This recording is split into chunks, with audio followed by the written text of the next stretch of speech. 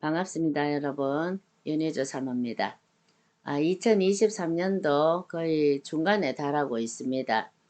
올해 초에 받으셨던 하나의 말씀이나 또는 비전이나 소망을 끝까지 잃지 마시고 끝까지 달려가셔서 승리하시길 예수님 이름으로 축복합니다. 오늘은 철저히 성경을 근거로 해서 방언의 의미 두 가지, 그리고 방언이 열리는 조건 두 가지, 그리고 방언의 기능 7가지, 이렇게 함께 나누도록 하겠습니다. 오늘도 역시 제 교재를 가지고 나누도록 하겠습니다. 성경을 보면 방언의 의미가 크게 두 가지로 나눠집니다. 첫 번째가 주로 구약에서 표현이 되는 그런 방언입니다.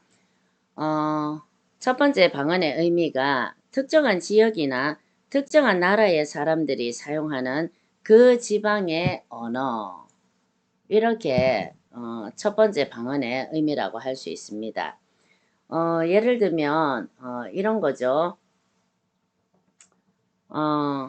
역대하 32장 18절에 보면 산헤립의 신하가 유다 방언으로 크게 소리질러. 자, 유다 지방의 유다 사람들이 사용하는 언어를 유다 방언이라고 하죠.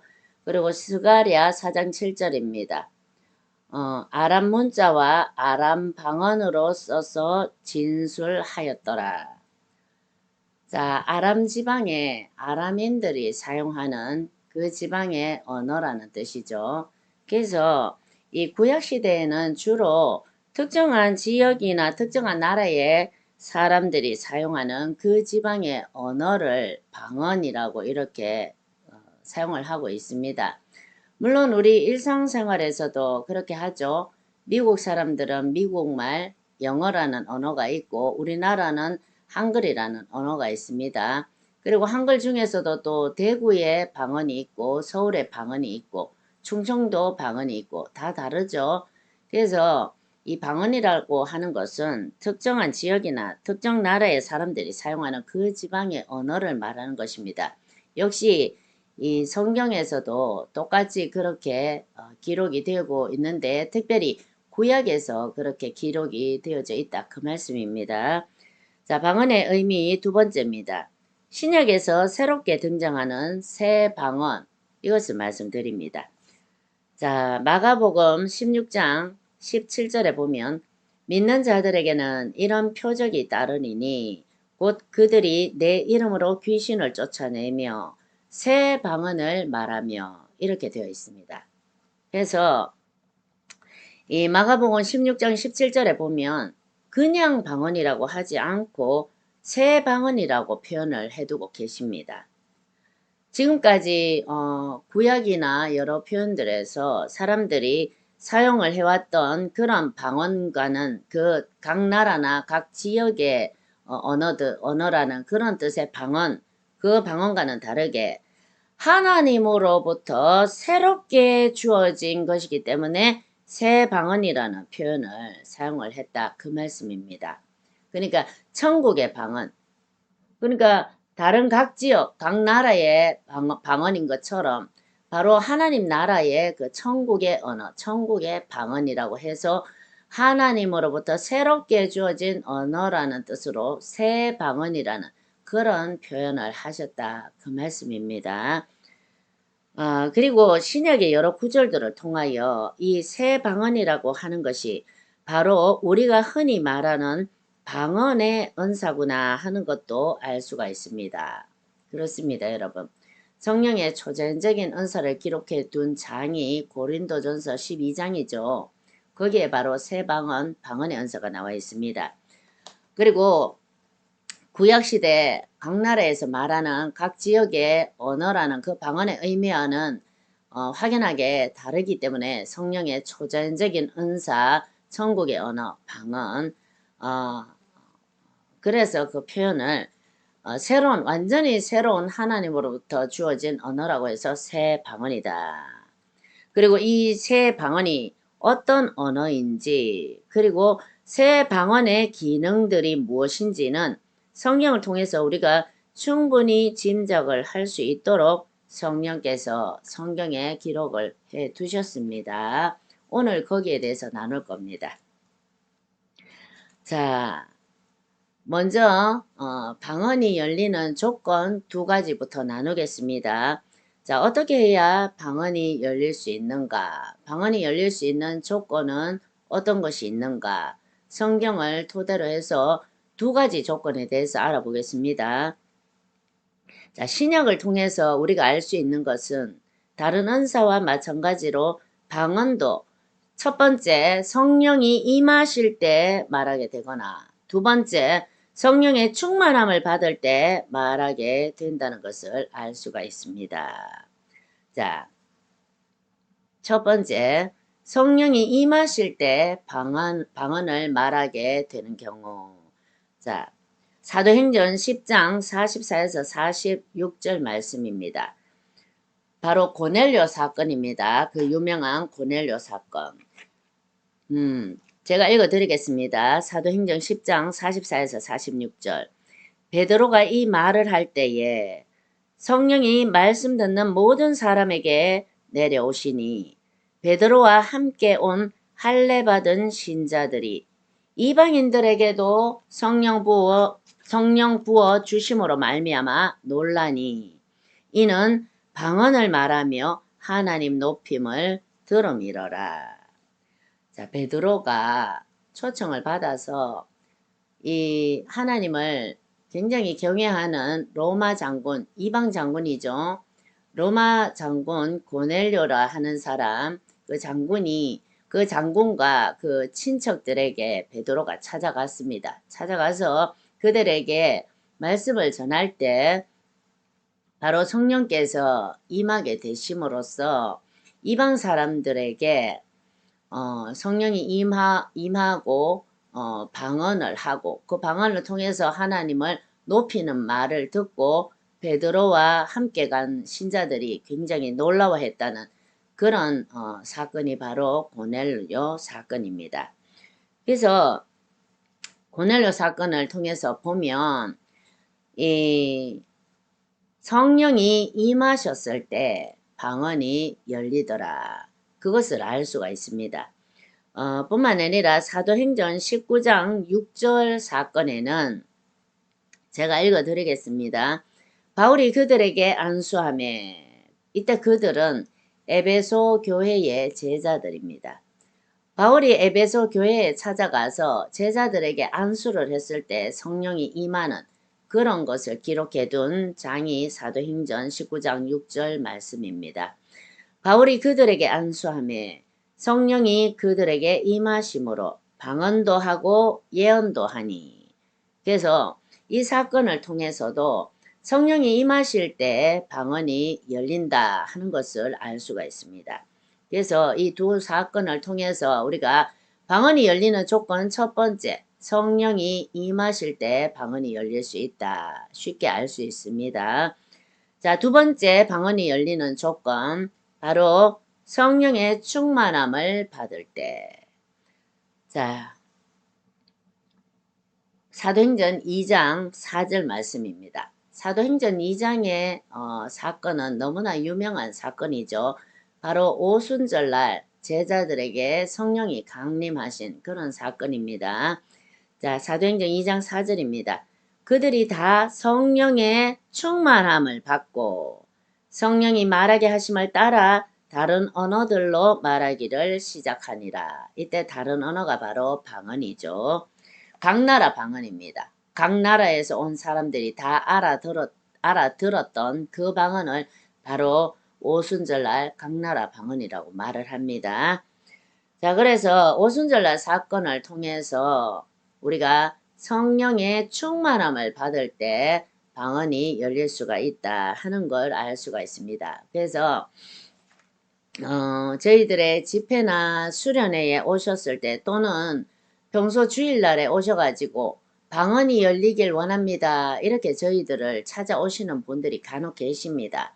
그리고 방언을 목적으로 하지 않고 찾아오셨다가 성령이 임하시거나 또 성령의 충만함을 받아서 그 자리에서 즉각적으로 방언이 열려서 너무나 기뻐하시면서 돌아가시는 분들이 아주 많이 계십니다. 그래서 성령을 근거로 했을 때, 성령이 임하실 때, 그리고 성령의 충만함을 받았을 때, 그럴 때 방언이 열린다고 우리가 성령을 통해서 알 수가 있는데, 우리가 실제 신앙생활을 하면서도 역시나 이 두 가지 조건이 주어졌을 때 성도들에게 쉽게 방언이 열려진다는 것을 알 수가 있습니다. 지금까지 저희들을 찾아오셔서 방언이 열리신 분들이 너무나 많이 계십니다. 실제로. 자, 그 다음에 방언의 7가지 기능으로 넘어가겠습니다. 역시 철저히 성경을 근거로 해서 나누도록 하겠습니다. 자, 첫 번째 방언의 기능입니다. 첫 번째 사도행전 2장 1절에서 13절입니다. 바로 오순절 사건을 말합니다. 오순절 날에 제자들이 성령의 충만함을 받고 방언을 말하는 것을 보고 천하 각국으로부터 모여든 사람들이, 자, 천하 각국으로부터 왜 모여들었을까요? 오순절 날 예루살렘에, 그러니까 각 나라에 흩어져 살던 그때 당시에 유대인들이 있었겠죠. 그렇게 흩어져서 살다가 명절이 되어서 이 제사를 지내기 위해서, 명절을 지키기 위해서 예루살렘에 각 나라로부터 유대인들이 모여들었던 거예요. 모여들었는데 이 예수 그리스도를 믿고 예수님의 제자가 되었던 이 사람들이, 제자들이 이 모여서, 마가다락방이겠죠. 거기에 모여서 성령이 임하심으로써 각 나라 방언을 하는 것을 각국에서 온 유대인들이 다 듣고, 이게 어떻게 된 일인가? 우리가 살고 있는, 우리가 온 그 나라의 말들로 제각각 말을 하네? 이렇게 방언하는, 제자들이 방언하는 것을 듣고 깜짝 놀란 그런 사건이 바로 오순절 사건입니다. 여러분, 오순절 사건이 뭡니까? 오순절 사건은 제2위 하나님 되신 예수 그리스도께서 이 땅에서의 지상사역을 마치시고 하늘로 올라가시면서 제자들에게 말씀하셨죠. 너희들에게 곧 또 다른 보혜사를 보내줄 테니 다른 곳으로 가지 말고 이 성, 예루살렘 성에 머물러라. 이렇게 명령을 하고 올라가셨습니다. 그래서 제자들이 그 약속을 지켰죠. 그 명령을 지키고 예루살렘 성에 머물고 있다가, 날마다 기도에 힘쓰고 있다가 오순절 날에 임하자 제자들이 모였을 때 성령이 바로 강림하셔서 제자들에게 임하심으로써 성령이 강림한 그런 사건, 그게 바로 오순절날 사건입니다. 제2위 하나님이 되신 예수 그리스도께서 지상의 사역이 마쳐지심과 동시에 또 다른 보혜사인 제3위 하나님이, 성령 하나님께서 이 땅에 지상 최초로 강림하셔서 제3위 하나님의 대신 성령 하나님의 지상 사역이 시작됨을 선포하고 알리는 사건이 바로 오순절 사건입니다. 성령 하나님의 사역이 시작됨을 만천하에 공표한 그런 사건이죠. 그래서 오순절날 사건은 성령 하나님의 사역을 알리는 그런 사건이었습니다. 지상 최초로 강림하신 사건이죠. 그래서 믿는 자들에게 전부 강림하셔서 내주하신 사건입니다. 그게 바로 오순절 사건입니다. 그래서 오순절 날에 제자들이 성령의 충만함을 받고 방언을 말하는 것을 보고 천하 각국으로부터 모여든 사람들이 각자 자기 지방, 자기 나라의 언어로 말하는 것을 듣고 매우 놀라고 당황하여 어떤 이들은 이것을 보고 조롱하기도 했다고 기록이 되어 있습니다. 그래서 특별히 사도행전 2장 11절에 보면 우리가 다 우리의 각 언어로 하나님의 큰 일을 말함을 듣는도다. 이렇게 되어 있습니다.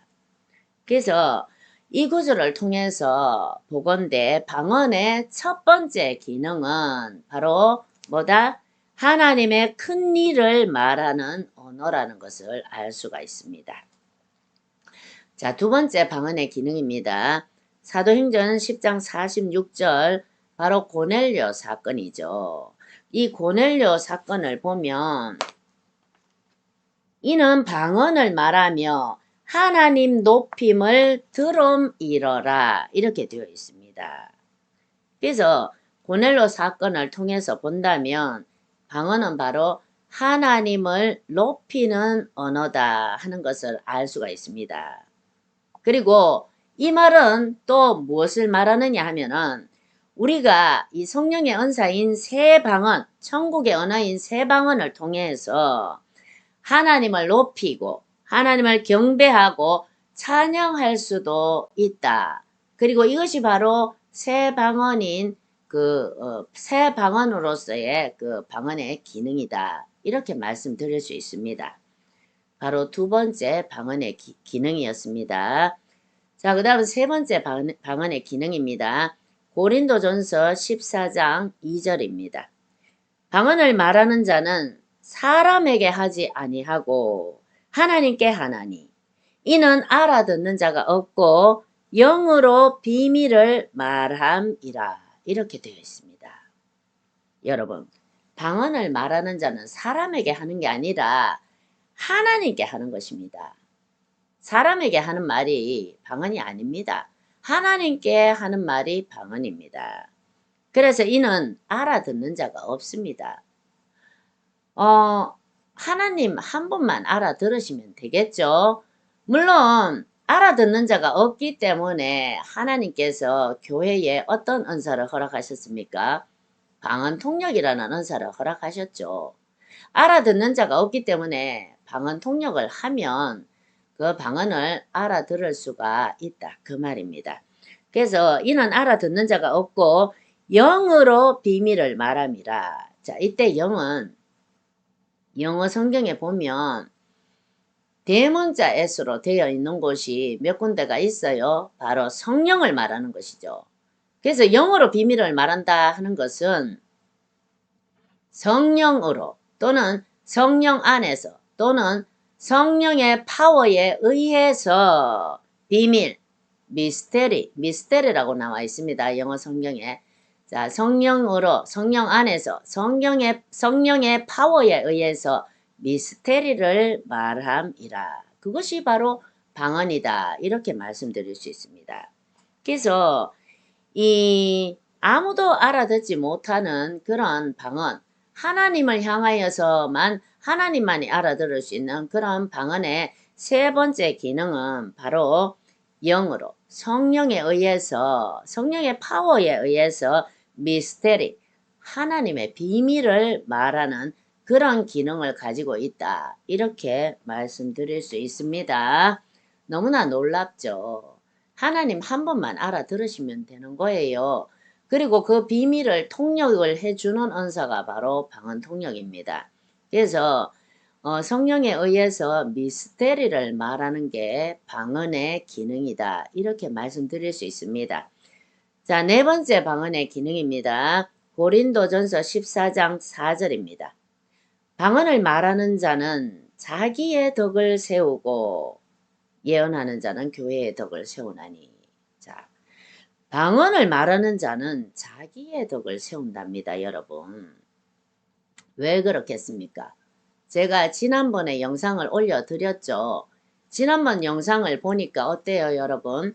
방언을 많이 하면 성령의 말하게 하심을 따라서 말하는 게 방언이기 때문에 방언을 많이 말하게 되면 성령의 인도와 이끌림을 받아서 기도를 하게 되고 급기야는 하나님 자체가 목적이 되는 그런 깊은 기도로까지 이끌림을 받을 수 있다. 이렇게 말씀을 드렸잖아요. 제가.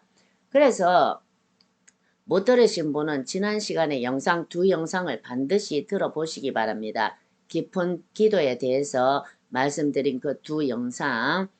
그래서 하나님 자체가 목적이 되는 그런 기도, 하나님을 마시고 호흡하고 누리는 하나님과의 그 만남 가운데서 하나님의 그 아름다움 때문에 그 아름다움에 심취를 해서 황홀경에 빠져들어갈 수밖에 없는 그런 깊은 차원의 기도를 깊은 기도라고 합니다. 그래서 방언을 통해서 성령의 말하게 하심을 따라서 성령의 이끌림을 받아서 기도를 하게 된다면 급기야는 깊은 기도에 들어가서 정말로 하나님을 만나는 실제적인 그런 차원의 기도를 할 수가 있는 거죠. 이게 바로 자기의 덕을 세우는 그런 방언의 기능이다. 이렇게 말씀드릴 수 있습니다. 그래서 방언을 말하는 자는 자기의 덕을 세운다. 이렇게 말씀을 하고 계신다는 것입니다. 자, 그 다음 5번째 방언의 기능입니다. 고린도전서 14장 5절입니다. 나는 너희가 다 방언 말하기를 원하나 특별히 예언하기를 원하노라. 만일 방언을 말하는 자가 통역하여 교회의 덕을 세우지 아니하면 예언하는 자만 못하느니라. 이렇게 되어 있습니다. 자, 여러분. 여기서 말씀하시는 핵심이 뭐겠습니까? 여기서 말씀하시는 핵심이 방언은 예언만도 못하다. 이걸 말씀하시는 게 이 구절의 핵심이겠습니까? 아닙니다, 여러분. 그걸 말씀하고자 하는 구절이 아니라 여기서 말씀하고 싶은 의도는 방언이 예언보다 못하다. 이게 아니라 방언을 하되 만약에 방언을 하는 자가 방언을 해놓고 이것을 통역을 해서 교회 공동체에게 덕을 끼치지 못하면 그것은 예언보다 못한 것이 된다. 이걸 말씀하는 것입니다. 그렇기 때문에 너희들은 방언을 말하면 반드시 통역을 해서 교회 공동체에 유익을 주고 교회의 덕을 세워라. 이것을 말씀하는 구절이 바로 고린도전서 14장 5절입니다. 이 구절이 의도하는 핵심이 바로 그런 뜻입니다. 그래서 고린도전서 아까 4번째 방언의 기능 고린도전서 14장 4절에는 방언을 말하는 자는 자기의 덕을 세운다고 되어 있죠. 근데 5번째 기능 고린도전서 14장 5절에는 자기의 덕이 아니라 통역을 해서 교회의 덕을 세우라고 되어 있습니다. 방언을 말하는 자가 통역하여 교회의 덕을 세우지 아니하면 예언하는 자만 못하다고 되어 있거든요. 그래서 이것은 14장 4절에서 말하는 자기의 덕을 세우는 방언은요. 우리가 개인적으로 개인 기도를 할 때 성령의 이끌림을 받아서 급기야는 하나님 자체가 목적이 되는 그런 깊은 기도, 올바른 기도까지 갈 수 있는 그런 자기의 덕, 방언의 유익이 있다, 방언의 기능이 있다. 그걸 말씀하시는 것이고 이와 대조적으로 고린도전서 14장 5절의 말씀은 뭐냐? 이 개인 기도를 할 때 그때의 방언을 말하는 게 아니라 성령께서 교회 공동체를 향해서 방언을 통해서 말하시는 바가 있을 때 교회 공동체를 향한 그 방언을 통역을 하는 자가 통역해 줬을 때 교회 공동체가 전체적으로 유익을 받아서 하나님 뜻을 알게 되고 통역을 해 줬을 때 비로소 하나님의 뜻과 방향, 공동체를 향한 하나님의 뜻을 발견하고 그래서 교회 공동체가 전체적으로 유익을 받아서 교회의 덕을 세울 수 있다. 그걸 말씀하시는 게 바로 고린도전서 14장 5절의 말씀입니다. 이해가 되십니까? 그래서 14장 4절과 5절의 말씀은 각자 다른 의미입니다. 4절은 개인 기도를 할 때 자기의 덕을 세운다는 말씀이시고 14장 5절 말씀은 교회를 향해서 방언이 주어질 때 그것을 통역을 할 때 교회 공동체가 유익을 받고 그래서 방언을 통해서 교회의 덕을 세울 수가 있다. 그때 반드시 통역하는 자가 통역을 해 주어야 교회의 유익과 덕을 세울 수가 있다. 거기에 대해서 말씀하신 구절이 바로 고린도전서 14장 5절 말씀이라는 뜻입니다. 여러분들 여기에 대해서는 제가 다른 영상을 만들어서 또 자세하게 설명을 해 드리도록 하겠습니다. 자, 그 다음 6번째 방언의 기능입니다. 6번째 방언의 기능, 고린도전서 14장 14절입니다. 내가 만일 방언으로 기도하면 나의 영이 기도하거니와 나의 마음은 열매를 맺지 못하리라. 자, 방언으로 기도하면요, 나의 영이 기도하는 것이라고 말씀을 하고 계십니다. 왜냐하면은 사도행전 2장 4절 오순절 사건에 보면 성령의 말하게 하심을 따라서 말을 하는 게 방언이라고 되어 있습니다. 오순절 날 제자들에게 방언이 열렸을 때 바로 성령의 말하게 하심을 따라서 말을 했다고 기록이 되어 있잖아요. 그래서 성령의 말하게 하심을 따라서 하는 게 방언이기 때문에 방언으로 기도를 하면 당연히 나의 영이 성령의 말하게 하심을 따라서 기도를 할 수밖에 없겠죠. 그래서 6번째 방언의 기능은 뭐다? 나의 영이 기도를 하게 된다. 이렇게 말씀드릴 수 있습니다. 자, 그 다음 마지막 7번째 방언의 기능입니다. 고린도전서 14장 22절입니다. 그러므로 방언은 믿는 자들을 위하지 아니하고 믿지 아니하는 자들을 위하는 표적이나 이렇게 되어 있습니다.